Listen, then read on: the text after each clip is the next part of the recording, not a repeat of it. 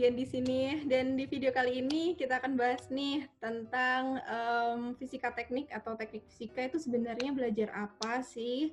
Sekarang aku udah terhubung nih sama salah satu dosen di salah satu kampus ternama di Indonesia nih, dosen ITB. Terus beliau juga punya YouTube channel yang cetar membahana, kelas terbuka. Langsung aja kita sapa. Halo, assalamualaikum Kang Fakizza. Waalaikumsalam warahmatullahi wabarakatuh. Bukan nih, waalaikumsalam warahmatullahi wabarakatuh. Ya, salam kenal. Kebetulan kita bertemu juga ya di Sydney, di RSW, jadi sama Dian kenal lah gitu. Tadi udah disebutin lah semuanya. Jadi saya Fakizza Muklis, bisa dipanggil Kang Fakizza aja. Kang Fakizza. Atau kakak, atau jangan om sih. Om. Aja sih. Gimana kabarnya nih? Lama nih kita tidak bertemu ya. Saya sudah Iya ya. di Indonesia. Alhamdulillah sehat. Kita tuh terakhir ketemu kapan sih? Kayaknya waktu makan-makan itu deh. Iya, habis Anda mengajari saya tentang proses kontrol. Oh iya ya, benar banget ya itu. Aduh, mantap. Terima kasih banyak. Nah, Alhamdulillah sekarang lagi. Alhamdulillahnya ini sekarang kebetulan di Sydney, ini di New South Wales sih. Ini 10 hari tanpa COVID. Mantap. Alhamdulillah lah. alhamdulillah. Berarti udah ini ya, udah bebas ya, bisa. Iya kan kemarin sempat second wave. Second wave kan. Jadi ada masalah di Melbourne, terus ternyata ya ada masalah lah pokoknya. Saya nggak mau cerita gimana soalnya itu masalahnya aneh banget. Nah udah gitu nyebar ke New South Wales, ke Brisbane. Nah sekarang di New South Wales udah reda sih, dan kebetulan kan sekarang lagi mau masuk ke summer ya, ini lagi spring. Wah itu kemarin tuh libur panjang itu orang-orang pada tumpah ruah gitu ke mall, ke pantai. Nah gini nih, kemarin nih aku pernah bikin video-video lah ya, bahas tentang teknik kimia yang juga banyak belajar fisikanya. Nah kalau misalnya di teknik kimia yang belajar proses banyak fisikanya nih, jadi ada pertanyaan nih.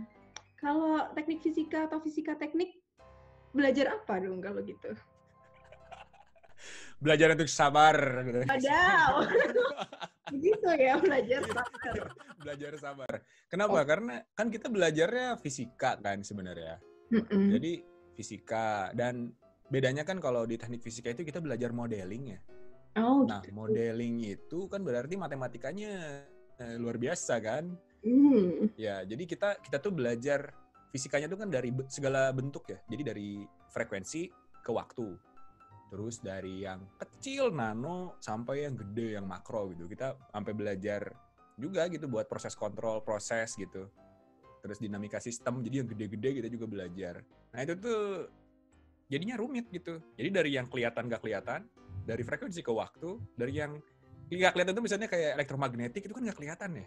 Benar-benar. Ya kan? Gak kelihatan sama sekali gitu. Dari gelombang, wah udahlah pokoknya semuanya. Dan itu sih makanya kalau di teknik fisika kita belajarnya sabar aja gitu. Jadi matematika sama fisika. Ada kimia karena kita belajar material ya. Di material, di nano itu kita belajar juga beberapa karakteristik dari material. Jadi ya ada sedikit-sedikit kimia lah. Jadi kita tahu lah yang kayak FCC, BCC gitu kita tahu. Berarti kan tadi kan, itu mempelajari sesuatu yang agak abstrak dan harus sabar ya. Nah, nanti berarti kalau misalnya belajar tentang fisika teknik atau teknik fisika ini, prospeknya ke depannya atau biasanya tuh lulusannya pada pilih kerja di mana gitu? Nah, ini yang terkadang jadi banyak pertanyaan juga ya. Jadi di teknik fisika itu, kita tuh sebenarnya belajarnya itu engineering secara general. Nah, jadi yang ditekankan di teknik fisika itu lulusannya itu harus ke depannya itu harus terus belajar. Kenapa? Karena kan kita sebenarnya semua belajar nih dari mechanical, electrical, teknik kimia kita belajar, terus kita juga belajar tentang fisika bangunan, kadang-kadang ada yang masuk ke pencahayaan dan sebagainya gitu. Itu kan luas banget ya. Nah, jadi kita biasanya tuh lulusannya tuh akan pilih satu jalur dan nanti dia bakal belajar lagi di situ gitu. Nah, jadinya ditekankan untuk belajar terus. Jadi lifelong learning ya. Jadi kita belajar terus. Nah, makanya kalau dibilangin, misalkan ini teknik kimia nih, ini teknik kimia ya. Terus ini elektro, ini teknik mesin. Nah, Teknik fisika tuh dia motong di tengah, tapi rata semua gitu. Seret gitu. Nah, jadinya rata-rata sih kebanyakan pasti kerjanya itu jadi lebih lebih fleksibel lah. Lebih fleksibel. Terus kalau mau kuliah bisa kemana-mana teknik itu. Jadi teknik fisika itu kita bisa masuk ke teknik kimia, kita masuk ke mesin bisa masuk ke elektro juga gitu. Jadi kita bisa cross disiplin. Itu sih kalau teknik fisika itu. Makanya kayaknya sih kalau dari sekarang lumayan banyak juga sih yang meng-hire anak teknik fisika. Dan rata-rata atau ya kalau stereotype dari stakeholder gitu ya, industri itu mikirnya teknik fisika pasti instrumen dan kontrol. Itu yang paling hype-nya sih kalau di teknik fisika itu. Gitu. Jadi nanti ada terserah bisa milih ke jalur mana gitu ya. Di tahun terakhir gitu biasanya ada ini ya, atau ada kayak sub apa sih, kayak prodinya sendiri nyabang kemana gitu nggak?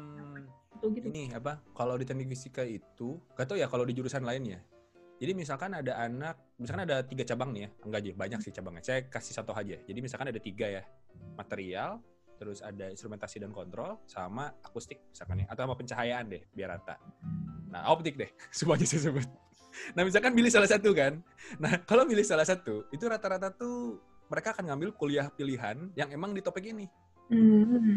Nah, jadi nanti tugas akhirnya apa, nanti dia udah tahu, nanti dia kuliah pilihannya milih satu topik yang streamline gitu. Jadi jarang yang ngambilnya ini sama apa gitu, jarang. Biasanya streamline. Nah, itu jadinya secara tidak langsung itu membuat keahlian khusus saat dia lulus sebenarnya. Dari situ, jadi rata-rata misalkan udah hobi di akustik misalkan ya, nanti ngambil akustik, nanti mereka kerjanya bisa di akustik, tapi nggak menutup kemungkinan mereka bakal kerja di industri juga gitu, misalkan di control system, karena secara keilmuan basicnya udah ada di tingkat 3 gitu. Jadi pas tingkat 4 bisa milih gitu. Oh gitu. Sama sih semua juga gitu. Dan serunya lagi sih anak-anaknya kalau udah kalau udah interest banget sama bidangnya, ke depannya tuh bener-bener excel di bidangnya gitu. Misalkan kayak ada teman kan, dia itu di pencahayaan karena dia awalnya senang fotografi, terus dia tugasnya pencahayaan, terus dia kerja di konsultan pencahayaan di Indonesia. Dan ternyata ya gitulah ya, masih kan belum common ya pencahayaan gitu. Misalkan kayak di stadion, terus misalkan museum, terus tempat galeri pameran, tempat konser, kan itu teknik pencahayaan kan penting. Nah, sampai dia itu di-hire sama konsultan di Singapura. Sampai sekarang dia di Singapura. Karena mereka tahu kalau anak ini tuh jago di pencahayaan gitu. Keren sih, itu anak 2006 kalau nggak salah. Sampai segitunya. Gitu.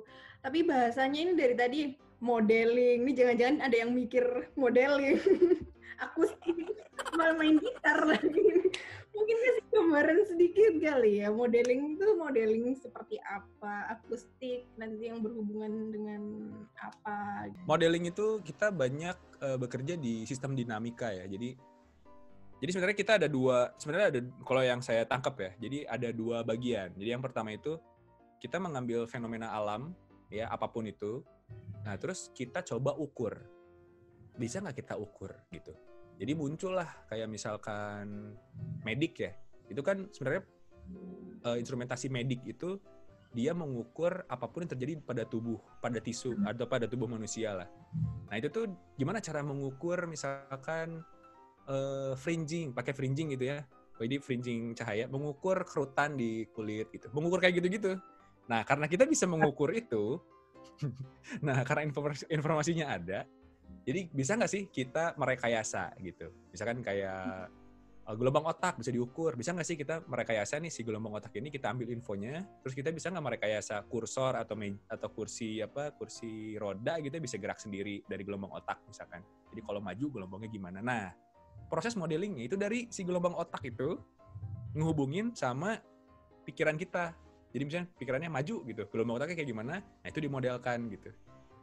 Contoh gampangnya, jadi makanya masuknya teknik fisika, karena kan teknik itu rekayasa ya, dan pasti mainnya di modeling, karena rekayasa. Jadi setelah dimodelkan, bagaimana cara kita merekayasa dia supaya bisa dipakai ke depannya.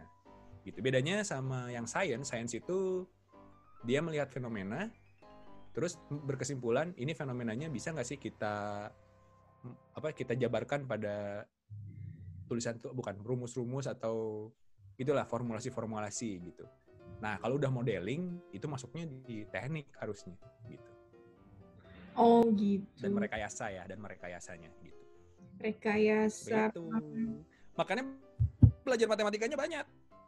Nah, Banyak, ini nih berarti apa aja nih yang harus diperhatikan kalau buat teman-teman SMA yang masih sekolah nih, mata pelajaran apa, terus kayak spesifiknya tuh apa aja yang harus dimantepin sebelum mau masuk teknik fisika nih?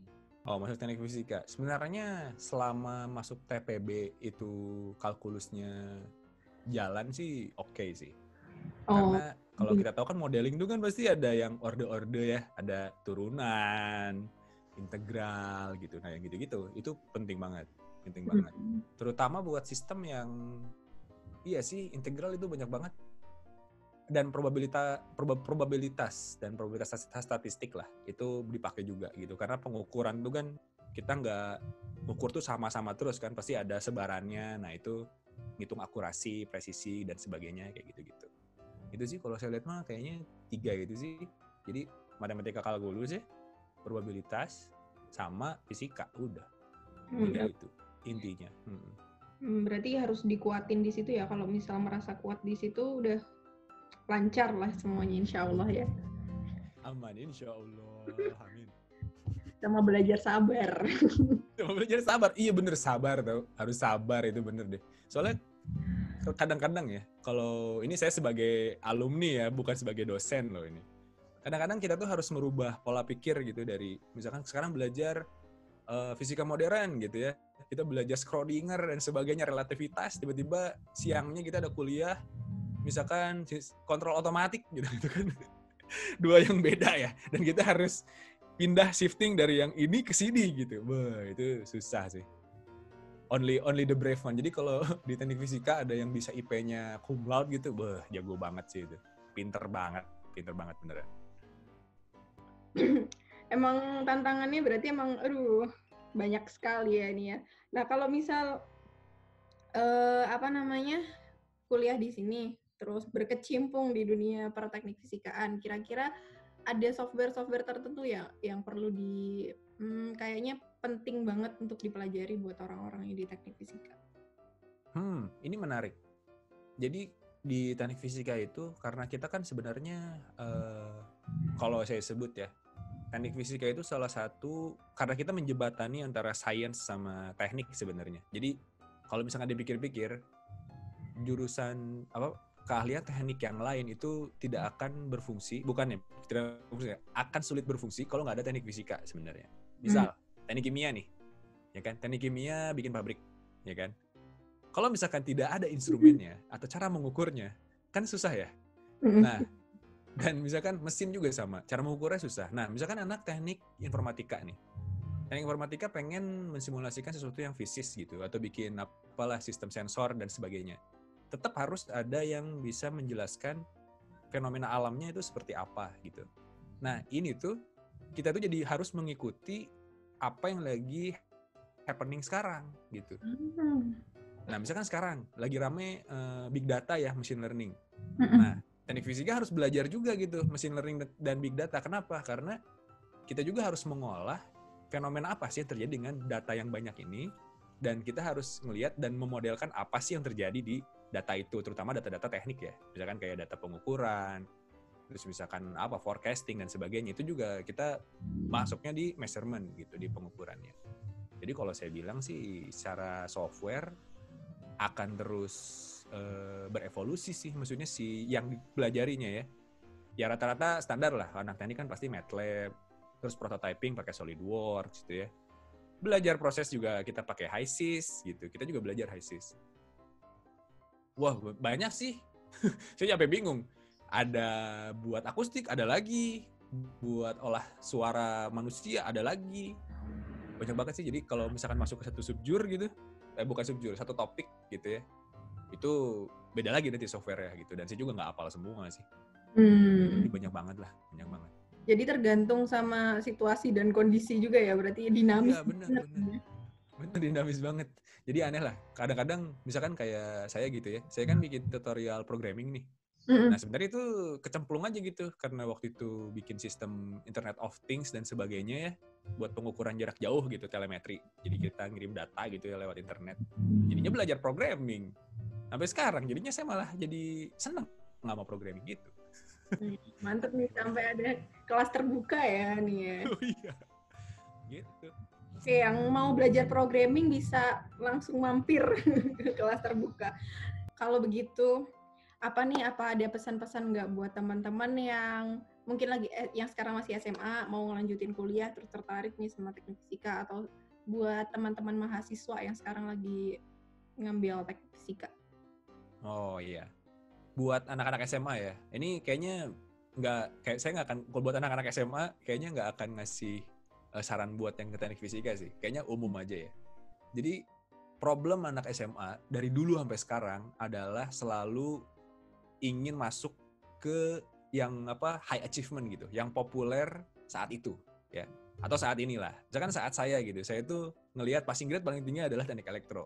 Semua orang berlomba-lomba masuk teknik elektro tanpa tahu teknik elektro itu dalamnya ada apa gitu. Kan sih? Ya kan? Ya kita tuh nggak tahu gitu di sana tuh ada apa sih gitu, belajar ke sana. Benar. Tiba-tiba semua orang mau kedokteran UI, kedokteran UGM gitu ya. Nah, pesannya adalah coba kenali dulu kamu tuh mau masuk mana gitu. Kalau misalkan kayak saya dulu ya, saya tuh masuk teknik fisika juga sebenarnya nggak sengaja gitu. Karena kan saya sukanya fisika ya waktu SMA. Saya pilih yang pertama adalah teknik elektro, yang kedua adalah fisika murni. Nah, itu karena yang kedua sebenarnya lebih ke alter ego gitu. Saya suka fisika, saya pengen masuk fisika murni. Nah, tapi ternyata sama ibu saya ditambahin teknik kan, jadi teknik fisika gitu ya. Udahlah kamu ini aja cobain nih gitu. Saya nggak tahu ini apa teknik fisika gitu kan. Nah, pas saya lihat ternyata cocok gitu. Saya suka pas baca profil teknik fisika itu saya suka, dan akhirnya saat waktu itu jadi saya pengennya masuk teknik fisika bukan teknik elektro, dan alhamdulillahnya udah rezeki mungkin ya, alhamdulillah saya masuk ke teknik fisika waktu itu. Jadi ya pilihan ibu lah ya.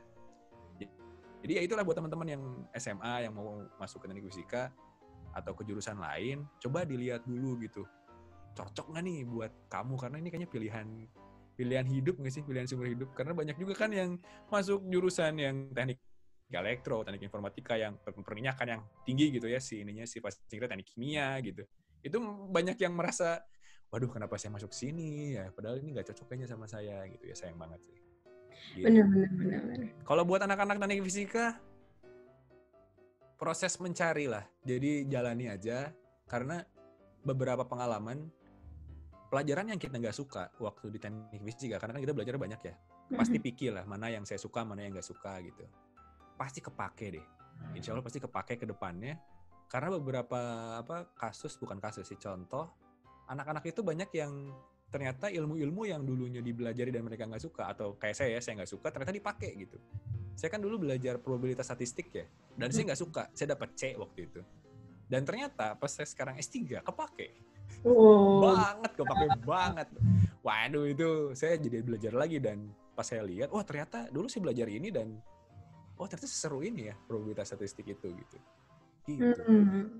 Ya jadi makanya bersabar. Kuncinya adalah bersabar. Itu pelajaran mutlak yang pasti yang didapatkan ya dari teknik fisika ya. Bersabar dong. Iya, ini luar biasa banget sih. Tapi aku setuju banget sih emang, karena memang banyak banget kan pilihnya yang ngetren gitu, kayak semuanya mau ke situ semuanya. Tapi ada ternyata yang nggak sesuai sama dirinya masing-masing gitu. Setuju banget. Oke, kalau gitu terima kasih banyak Kang Fakiza, dosen ITB nih yang memberikan saran-saran buat teman-teman. Amin. Ya, terima kasih banyak. Semoga lancar semuanya. Nah, tapi kita masih punya bahasan lagi nih buat next video, yaitu ngomongin tentang buat teman-teman yang mau lanjut lagi nih sampai ke S3. Gimana ceritanya Kang Fakiza ini bisa sampai ke S3? Kalau gitu, terima kasih udah nonton video ini. Sampai jumpa di video selanjutnya. Bye. Bye.